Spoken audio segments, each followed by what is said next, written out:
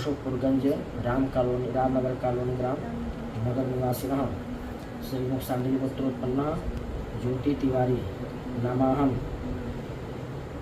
सपरिवार कल्याण हेतु सर्वपाप क्षय सप्त जन्म राज्याति सौभाग्य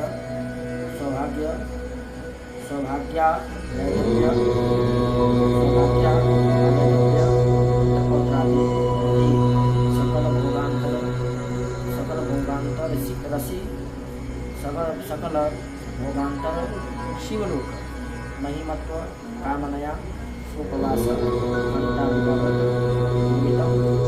यथाशक्ति मामेश्वर पूजनपूर्वक कथा श्रवणम करिष्ये। हाथ जोड़ा शिव जी का ध्यान करें। मंदारमाला कुलिप्तालकाय कपालमालांकित श्रीखराय दिव्यांबराय च दिगंबराय तस्मै नकाराय नमः शिवाय। बोले शंकर भगवान की जय।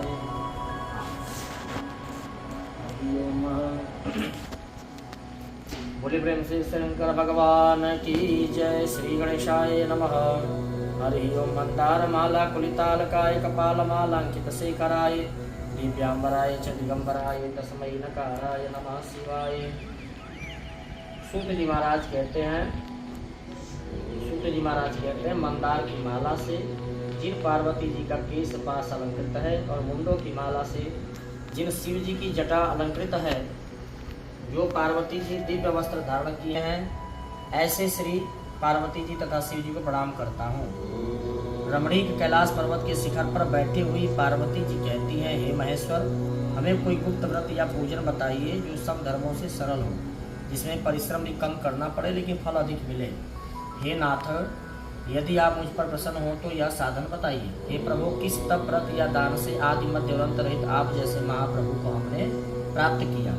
शिव जी बोले, हे देवी सुनो, मैं तुमको एक व्रत जो मेरा सर्वस्व और छिपाने योग्य है लेकिन तुम्हारे प्रेम के वशीभूत होकर मैं तुम्हें बतलाता हूँ। जैसे नक्षत्रों से चंद्रमा, ग्रहों में सूर्य, वर्णों में ब्राह्मण, देवताओं में विष्णु भगवान, नदियों में गंगा, पुराणों में महाभारत, वेदों में सामवेद और इंद्रियों में मन श्रेष्ठ है। सब पुराण और वेदों का सर्वस्व जिस तरह कहा गया है, मैं तुम्हें एक प्राचीन व्रत बतलाता हूँ, एकाग्र मन से सुनो। जिस व्रत के प्रभाव से तुमने मेरा आधा आसन प्राप्त किया, वह मैं तुमको बताऊंगा कैसे तुमने प्राप्त किया मुझे, क्योंकि तुम मेरी क्या हो, प्रेयसी हो। भाद्रपद महीना में हस्त नक्षत्र से युक्त शुक्ल पक्ष की तृतीया तिथि को इस व्रत का अनुष्ठान मात्र करने से स्त्रियां सारे पापों से मुक्त हो जाती है। हे देवी, तुमने आज से बहुत दिनों पहले, शिव जी बता रहे पार्वती जी को कि तुमने आज से बहुत दिनों पहले हिमालय पर्वत पर इस व्रत को किया था। यह वृतांत मैं तुमको बताता हूँ कि तुमने क्यों किया था। पार्वती जी ने पूछा, हे नाथ, मैंने क्यों किया था यह व्रत, यह सब आपके मुख से सुनना चाहती हूँ। शिव जी ने कहा, भारतवर्ष के उत्तर की ओर एक बड़ा रमणीक और पर्वतों में श्रेष्ठ हिमवान नामक पर्वत है। उसके आसपास तरह तरह की भूमियाँ हैं, तरह तरह के वृक्ष हैं, उस पर लगे हुए फल हैं, नाना प्रकार के पक्षी और अनेक प्रकार के पशु पर निवास करते हैं। वहाँ पहुंचकर गंधर्वों के साथ बहुत से देवता, सिद्ध, चारण, पक्षीगण सर्वदा प्रसन्न मन से विचरते हैं। वहाँ पहुंचकर गंधर्व गाते हैं, अप्सराएं नाचती हैं। उस पर्वतराज के कितने ही शिखर ऐसे हैं कि जिसमें स्फटिक रत्न और वैदुर्य मणि आदि खाने भरी हुई है। यह पर्वत ऊंचा तो इतना अधिक है कि मित्र के घर की तरह समझकर आकाश का स्पर्श किए रहता है। हे पार्वती, तुमने बाल्यकाल में उसी पर्वत पर तपस्या की थी। 12 वर्ष तक तुम उल्टी टंग करके धुआं पी कर रही, मतलब पार्वती जी उल्टा टांग करके धुआं पी करके रही। 64 वर्ष तक सूखा पत्ता खा कर रही। माघ मास में तुमने जल में बैठी रही और वैशाख की दोपहरिया में पंचाग्नि से आप तपती रही। श्रावण के महीने में जल बरसता तो तुम भूखी प्यासी रहकर मैदान में बैठी रहती थी। तुम्हारे पिता इस तरह के कष्ट सहन को देखकर बड़े दुखी हुए। वे चिंता में पड़ गए कि मैं अपनी कन्या किसको दूं। उसी समय नारद जी वहां पहुंचे। मुनि श्रेष्ठ नारद जी उस समय तुम्हें देखने गए थे। नारद जी को देखकर गिरी ने अर्घ्य, पाद, आसन आदि देकर उनकी पूजा की और कहा, हे स्वामी, आप किस लिए आए हैं? मेरा अहो भाग्य है, आपका आगमन मेरे लिए अच्छा है। नारद जी ने कहा, हे पर्वतराज सुनो, मैं भगवान विष्णु का भेजा हुआ आपके पास आया हूँ। आपको चाहिए कि यह कन्या रत्न किसी योग्य वर को दे दें। भगवान विष्णु के समान योग्य वर ब्रह्मा इंद्र और शिव इनमें से कोई नहीं है, इसलिए मैं यही कहूँगा कि आप अपनी कन्या भगवान विष्णु को ही देवें। नारद जी ने कहा कि आप अपनी कन्या विष्णु भगवान को दे दें, क्योंकि ब्रह्मा, इंद्र और शिव इनमें से कोई उसके लायक नहीं है। हिमवान ने कहा, भगवान विष्णु स्वयं मेरी कन्या ले रहे हैं और आप यह संदेश लेकर आए हैं, तो मैं उन्हें ही अपनी कन्या दूंगा। हिमवान की इतनी बात सुनकर मुनिराज नारद आकाश में विलीन हो गए। वे पीताम्बर, शंख चक्र और गदाधारी भगवान विष्णु के पास पहुंचे। वहां हाथ जोड़कर नारद जी ने भगवान विष्णु से कहा, हे देव सुनिए, मैंने आपका विवाह पक्का करा दिया। नारद जी ने कहा। उधर हिमवान ने पार्वती के पास जाकर कहा, हे पुत्र, मैंने तुम्हें भगवान विष्णु को दे डाला। तब पिता की बात सुनकर तुम बिना उत्तर दिए ही अपनी सखी के घर चली गई थी। वहां जमीन पर पड़कर तुम बड़ी दुखी हुई और विलाप करने लगी। तुमको इस तरह विलाप करते देख एक सखी ने पास आकर कहा, देवी तुम क्यों इतनी दुखी हो, इसका कारण बताओ। तुम्हारी जो कुछ इच्छा होगा मैं यथाशक्ति उसको पूरा करने की चेष्टा करूंगी। कि कहा पार्वती जी को सखी लोग कहा, इसमें कोई संशय नहीं है। तब पार्वती जी बोली, मेरी एक अभिलाषा है और उसे तुम लोग सुनो। मैं सिर्फ अपने पति शिव जी को बनाना चाहती हूँ, इसमें थोड़ा भी संशय नहीं है। और मेरे पिताजी ने इस प्रस्ताव को ठुकरा दिया है। मेरे पिताजी मेरी शादी विष्णु भगवान से तय करना चाहते हैं। अगर मेरी शादी भगवान शिव से नहीं हुई तो मैं अपने शरीर त्याग दूंगी। अब ये बात जब सखियों ने सुना तो सखियों ने क्या किया, पार्वती जी को लेकर के, उनके पिता को बिना बताए पार्वती जी को लेकर के वो जंगल में चली गई। उधर तुम्हारे पिता घर घर तुम्हें खोजने लगे। दूतों द्वारा भी खबर लेने लगे कि कौन देवता या किन्नर मेरी पुत्री को हर ले गया। उन्होंने मन ही मन कहा, मैं नारद जी के आगे प्रतिज्ञा कर चुका हूँ कि अपनी पुत्री भगवान विष्णु को दूंगा। ऐसा सोचते सोचते हिमवान मूर्छित हो गए। गिरिराज को मूर्छित देखकर सब लोग हाहाकार करते दौड़ पड़े। जब होश हुआ तो सब पूछने लगे, गिरिराज आप अपनी मूर्छा का कारण बताइए। हिमवान ने कहा, आप लोग मेरे दुख का कारण सुने। न मालूम कौन मेरी कन्या को हर ले गया है। ऐसा नहीं हुआ तो उसे किसी काले सांप ने काट लिया या किसी सिंह ने खा लिया। और आपके पिताश्री हाय हाय करके रोने लगे कि मेरी बेटी कहाँ गई, किसी दुष्ट ने मेरी पुत्री को मार तो नहीं डाला। ऐसा कह वे वायु के झोंके से कांपते हुए वृक्ष के समान कांपने लगे। इसके बाद जंगल जंगल सारे उनके दूत खोजने लगे। तुम भी अपनी सखियों के साथ उस भयानक वन में चलती चलती एक ऐसी जगह पर पहुंची जहाँ एक नदी बह रही थी और उस नदी के किनारे एक बड़ा सुंदर गुफा था। उस गुफा में तुमने अपना आश्रम बनाया और मेरी एक बालुका की प्रतिमा बनाई और सखियों के साथ बिना भोजन किए निराहार रहकर मेरी आराधना करने लगी। जब भाद्रपद शुक्ल पक्ष की हस्तयुक्त तृतीया तिथि प्राप्त हुई तब तुमने मेरा विधिवत पूजन किया, रात भर जागरण किया, गीत वाद्य आदि मंगल गान किया और मुझे प्रसन्न करने में बिताया। उस व्रत के प्रभाव से मेरा आसन डगमगा उठा, जिससे मैं तत्काल उस स्थान पर जा पहुंचा जहां पर तुम अपनी सखियों के साथ रहती थी। वहां पहुंचकर मैंने तुमसे कहा, मैं तुम पर खुश हूँ, बोलो क्या चाहिए। तुमने कहा, मेरे देवता यदि आप मेरे ऊपर प्रसन्न हैं तो आप ही मेरे पति बने। मैंने कहा, तथास्तु। यह कहकर कैलाश पर्वत पर मैं वापस जाने लगा तो प्रतिमा में नदी और आने पर तुमने क्या, मैं कैलाश पर्वत पर वापस चला गया। फिर तुमने प्रतिमा को नदी में प्रवाहित किया और सखियों के साथ उस महाव्रत का पारण किया। हिमवान तब तक भी तुम्हें खोजते खोजते जंगल में पहुंच गए। चारों दिशा में खोज करते करते व्याकुल हो चुके थे, इसलिए तुम्हारे आश्रम के पास पहुंचते ही वो गिर पड़े। थोड़ी देर बाद उन्होंने नदी के किनारे दो कन्या देखी। देखते ही उन्होंने छाती से उन्हें लगा लिया, बिलख कर रोने लगे। पूछा, मेरी पुत्री कहाँ है? कोई बाघ तो नहीं खा गया, कोई हिंसक जीव जंतु तो नहीं खा गया? तब पार्वती जी पूछती हैं, हे पिता, पार्वती जी ने उत्तर दिया, हे पिताजी, मैंने पहले ही अपने आप को शिव जी को सौंप दिया था। आपने मेरी बात टाल दी, इससे मैं यहाँ चली आई। सखियों ने बताया कि पार्वती जी भीतर है। पार्वती जी से जाकर के उनके पिताश्री मिले तो पार्वती जी रोने लगी और पार्वती जी को गले लगा करके उनके पिताश्री खूब रोए। तो पार्वती जी ने कहा कि मैंने अपने पति शिव जी को मान लिया है, उन्हें अपने आप को सौंप दिया है, इसलिए आप मेरी बात को टालिए मत। आपने टाला इसलिए मैं यहाँ पर चली आई। तो हिमवान राजा ने सांत्वना दी कि पुत्री, मैं तुम्हारी जहाँ इच्छा होगी वहीं पर शादी करूँगा। और फिर तुम्हें लेकर के अपने साथ वो घर गए और इसी से तुमने मेरा और तुम्हारा विवाह मेरे साथ किए और इसलिए तुम मेरे आधार आसन पर विराजित हुई, मेरी अर्धांगिनी कहलाई। ठीक है ना। तब से आज तक किसी के सामने मुझे यह व्रत प्रकट करने का अवसर नहीं प्राप्त हुआ। हे देवी, मैं यह बताता हूँ कि इस व्रत का हरितालिका नाम क्यों पड़ा। तुमको सखियां हर के ले गई थी, इसलिए इसका नाम पड़ा हरितालिका। पार्वती जी ने कहा, हे प्रभु, आपने नाम तो बताया, सब विधि भी बताइए कि इसका क्या पुण्य है, क्या फल है और ये व्रत कौन करे। शिव जी कहते हैं, हे पार्वती सुनो, मैं स्त्री जाति की भलाई के लिए यह उत्तम व्रत बतलाया हूँ। जो स्त्री अपने सौभाग्य की रक्षा करना चाहती हो वह यत्न पूर्वक इस व्रत को करे। कैसे करना चाहिए?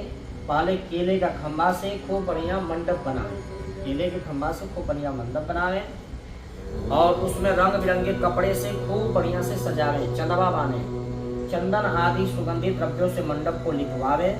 फिर शंख भेरी मृदंग आदि बजाते हुए बहुत से लोग एकत्रित होकर के मंगलाचरण करते हुए मंडप में पार्वती जी और शिव जी की प्रतिमा को स्थापित करें। उस रोज दिन भर उपवास करें, दिन भर उपवास रहना चाहिए। बहुत से सुगंधित फूल, गंध और मनोहर धूप और नाना प्रकार के नैवेद्य आदि से भगवान शिव की पूजा करें। भगवान कह रहे हैं कि मेरी पूजा करें और रात भर जागरण करें। ऊपर जो वस्तुएं गिनाई गई है उनके अतिरिक्त नारियल, सुपारी, जमीरी नींबू, लौंग, अनार, नारंगी, ये सब भी जो भी प्राप्त हो सके उन्हें इकट्ठा करके और शिव पार्वती जी को चढ़ावें।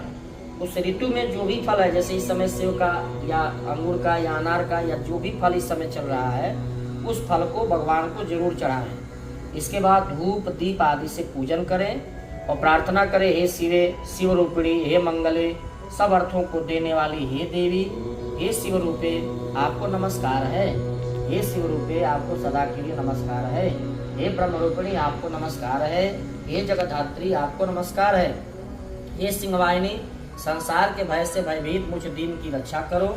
इस कामना की पूर्ति के लिए मैंने आपकी पूजा की है। हे पार्वती, अब आपकी जो कामना है वो बना माता पार्वती जी से कहे, हे पार्वती मुझे राज्य और सौभाग्य दे, मुझ पर प्रसन्न होवें और इन्हीं मंत्रों से पार्वती जी और शिव जी की पूजा करें। इसके बाद विधि पूर्वक कथा सुने, ब्राह्मण को वस्त्र, गाय या सोना या जो भी शक्ति हो दान करें और इस तरह से एकत्रित होकर स्त्री पुरुष दोनों एक साथ पूजन करें। स्त्री और पुरुष दोनों को करना चाहिए। फिर वस्त्र आदि जो कुछ हो उसका संकल्प करें। हे देवी, जो स्त्री इस प्रकार से पूजन करती है वह सभी पापों से मुक्त हो जाती है और उसे 7 जन्म तक सुख और सौभाग्य प्राप्त होता है। जो स्त्री तृतीया तिथि का व्रत न करके उस दिन अन्न खाती है वह 7 जन्म तक बाज होती है। 7 जन्म तक बाज होती है जो हरितालिका तीज का व्रत नहीं करती है और उसे बार बार विधवा होना पड़ता है। वह सदा दरिद्री, पुत्र के शोक से शोकाकुल, स्वभाव की बहुत बड़ा लड़ाकू, सदा दुख भोगने वाली और उपवास न करने वाली स्त्री अंत में भुवन नरक में जाती है। तीज को अन्न खाने से, तीज को अन्न नहीं खाना चाहिए।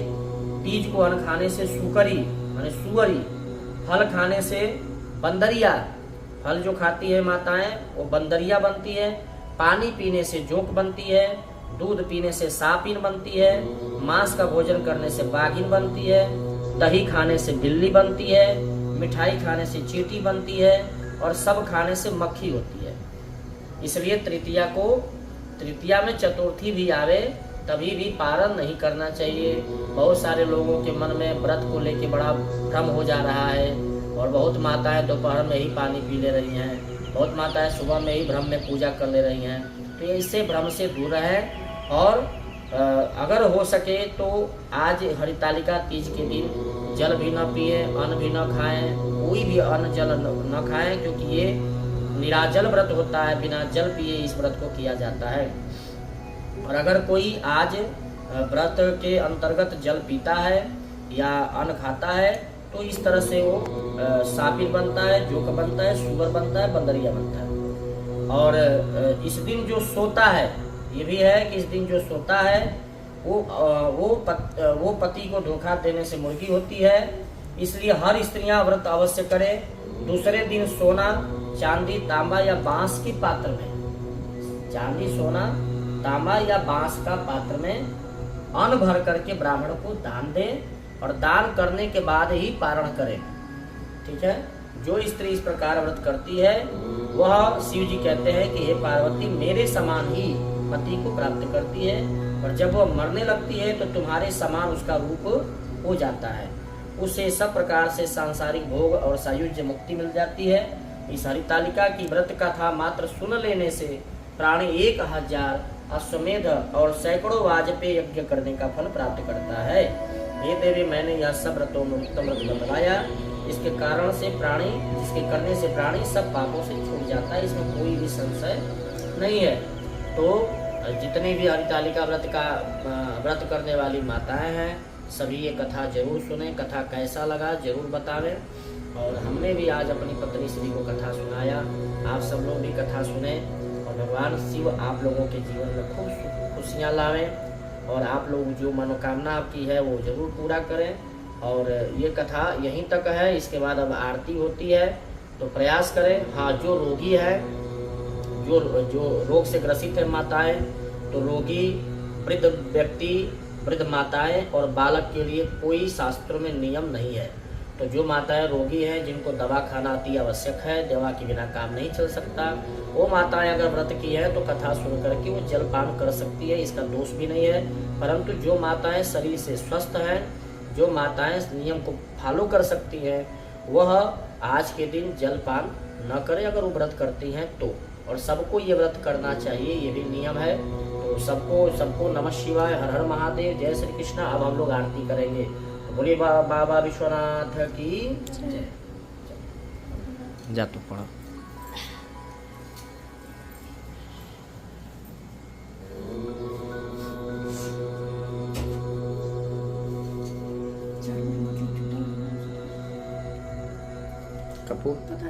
कर भगवान की जय। नमः पार्वती पतये हर हर महादेव। ओम इदगों हवि प्रजननं मे अस्तु दशविरागों सर्वगणगों स्वस्तये आत्मसनि प्रजासनि पशुसनि लोकसनि भयसनि अग्निः प्रजां बहुलां मे करो स्वर्णं पयोरेतौ अस्मासु दत्त शीशगंगयरधंग पार्वती सदा विराजत कैलासी नंदी भृंगी नृत्य करत है गुण भक्तन शिव की दासी शीतल मंद सुगंध पवन बह बैठे हैं शिव अविनाशी करत गान गंधर्व सप्त स्वर राग रागिनी मधुरासी यक्ष रक्ष भैरव जहाँ डोलत बोलत है बन के वासी कोयल शब्द सुनावत सुंदर भ्रमण करत है गुंजासी कल्पद्रुम अरु पारिजात तरु लाग रहे हैं लक्षासी कामधेनु कोटिन जहाँ डोलत करत फिरत है भिक्षासी सूर्यकांत सम पर्वत शोभित चंद्रकांत सम हिम राशि चौर तो नित फलत रहत है पुष्प चढ़त है वर्षासी देव मुनि जन की भीड़ पड़त है निगम रहत जो नित गासी ब्रह्मा विष्णु जाको ध्यान धरत है कछु शिव हमको फरमासी रिद्धि सिद्धि के दाता शंकर सदा आनंदित सुख राशि जिनको सुमिरन सेवा करते टूट जाए यम की फांसी टूट जाए यम की फांसी त्रिशूलधर जी को ध्यान निरंतर मन लगाय कर जोगासी दूर करो विपदा शिव तनु की जन्म जन्म शिव पद पासी कैलासी काशी के वासी अविनाशी मेरी सुदली जो सेवक जान सदा चरणन को आपन जान कृपा की जो तुम तो प्रभु जी सदा दयामय अवगुण मेरे सब ढकियो सब अपराध क्षमा कर शंकर भक्तन की विनती सुनियो भक्तन की विनती सुनियो जय पार्वती माता मैया जय पार्वती माता ब्रह्म सनातन देवी शुभ फल की दाता। जय पार्वती माता। आलिकूल पद्म निवासिनी निज सेवक त्राता। जग जीवन जगदम्बा हरिहर गुण गाता। जय पार्वती माता। सिंह जवाहन साजे लुकड़ रहे साथा। देव वधू जहाँ गावत निरद करत तथा। जय पार्वती माता। सतयुग रूप शीलयति सुंदर नाम सती माँ का। हिमाचल घर जनमी सखियन संग राता। जय पार्वती माता। शुंभ निशुंभ विदारे हिमांचल स्थाता। सहस भुजा तनुधर के चक्र लियो हाथा। जय पार्वती माता। सृष्टि रूप तू ही जननी शिव संग रंग राता। नंदी भृंगी दीन वही परयो मद माता। जय पार्वती माता। देवी अरज करत हम मन चित कुलाता। गावत दे दे ताली मन में रंग छाला। जय पार्वती माता। त्रिप्रताप आरती मैया की जो मन से गाता। स्वर्ग सुखी निज रहता सुख संपत्ति पाता। जय पार्वती माता मैया जय पार्वती माता। कर्पूर गौरम करुणावतारम संसार सारम भुजगेन्द्रहारम। सदा वसन्तं हृदयारविन्दे भवं भवानी सहितं नमामि। त्वमेव माता च पिता त्वमेव बन्धुः च सखा त्वमेव। त्वमेव विद्या द्रविणं त्वमेव सर्वं मम देवदेव।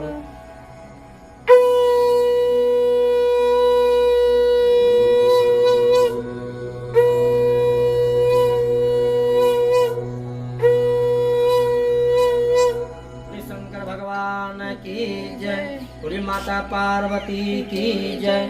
बोल कन्हैया लाल की जय। बोल गौरी शंकर भगवान की जय। बोल शीतला मैया की जय।